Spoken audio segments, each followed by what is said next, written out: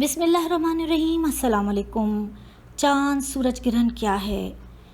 عزیز بھائی بہنوں، چاند اور سورج گرہن جب ہو تو انسان کے لیے لازم ہے کہ وہ اللہ سے ڈرے اور اس کی طرف رجوع کرے۔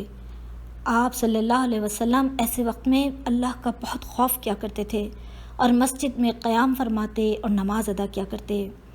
حضرت عائشہ رضی اللہ عنہ تعالیٰ سے روایت ہے کہ جب آپ کی زندگی میں سورج بے نور ہوا تو آپ صلی اللہ علیہ وسلم مسجد تشریف لے گئے اور لوگوں نے آپ کے پیچھے صفیں بنائیں اور آپ صلی اللہ علیہ وسلم نے تکبیر تحریمہ کہی۔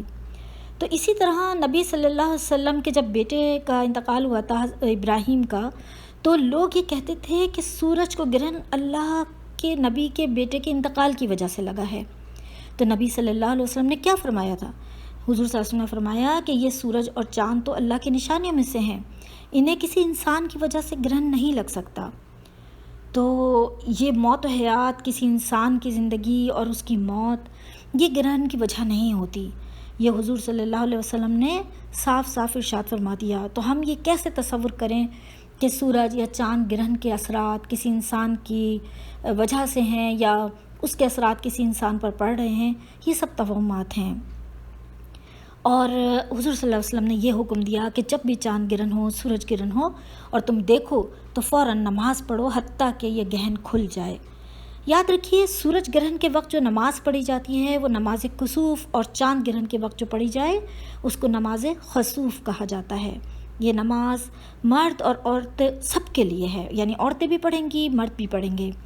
یہ سنت موقدہ ہے اور حضور صلی اللہ علیہ وسلم نے اس کا واضح حکم پر فرمایا ہے۔ گرہن کے وقت حضور صلی اللہ علیہ وسلم مسجد میں رہنا پسند فرماتے تھے، نماز پڑھا کرتے تھے اور اس وقت تک پڑھتے تھے جب تک کہ گرہن ختم نہ ہو جائے۔ میں آپ کو سنن ابی داؤد کی ایک روایت بتاتی ہوں۔ اس میں آتا ہے کہ جب تم یہ کیفیت دیکھو تو دعا کیا کرو، تکبیر بیان کیا کرو اور صدقہ دیا کرو۔ تو صدقہ دینا، دعا کرنا اور تکبیر بیان کرنا یہ بہت ضروری ہے۔ جب بھی کبھی گرہن لگے تو لازم ہے ہمارے اوپر کہ ہم یہ اعمال جو ہیں وہ بجا لائیں۔ چاند گرہن کی نماز رات میں ادا ہوگی اور سورج کی دن میں ادا ہوگی۔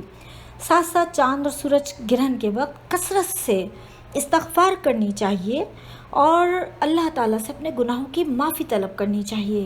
نماز کے ساتھ ساتھ عذاب قبر سے پناہ مانگنی چاہیے، صدقہ ادا کرنا چاہیے۔ یہ تمام وہ اعمال ہیں جو ہمیں گرہن کے وقت کرنے ہی چاہیے۔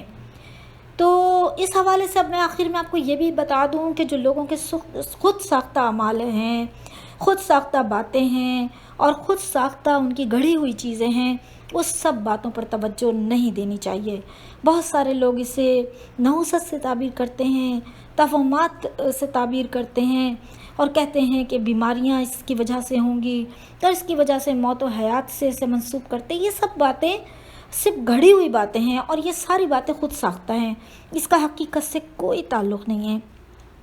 ہاں، البتہ میں یہ بتا دوں کہ جو سائنسی اعتبار سے جو باتیں ثابت ہو چکی ہیں، جس میں احتیاطیں بتائی جاتی ہیں، جیسے سورج گرہن کو اور چاند گرہن کو ڈائریکٹ نہ دیکھنا جس سے آپ کی نظروں پہ، نگاہ پہ برا اثر پڑ سکتا ہے، یا آپ کی کچھ ایسی ریزز اس میں سے نکلتی ہیں چاند اور سورج گرہن میں کے وقت، جب آپ اگر اس میں اپنے آپ کو ایکسپوز کرتے ہیں تو یہ آپ کے لیے کسی بھی جسمانی طور پر آپ کے لیے مشکل کا باعث بن سکتی ہے۔ تو ان چیزوں کو ہم سائنسی اعتبار سے اگر دیکھیں تو ہمیں اس سے بچنا لازمی ہے، لیکن یہ سوچنا کہ اس وقت گرہن لگا ہے تو ضرور اس سے کوئی نحوست ہو جائے گی یا کوئی توہمات ایسے پال لینا، وہ بالکل غلط ہے اور اسلام نہ اس کی اجازت دیتا ہے اور نہ اس کا حقیقت سے کوئی واسطہ ہے۔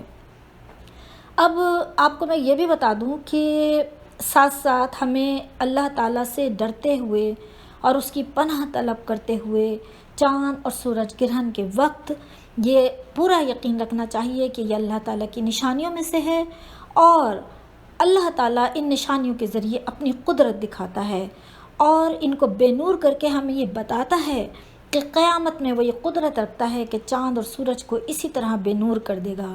اللہ ہم سب کو دین پر چلنے کی توفیق عطا فرمائے، آمین ثم آمین۔ مجھے دعاؤں میں یاد رکھیے گا۔ اجازت دیجیے، اللہ حافظ، اللہ نگہبان، فی امان اللہ۔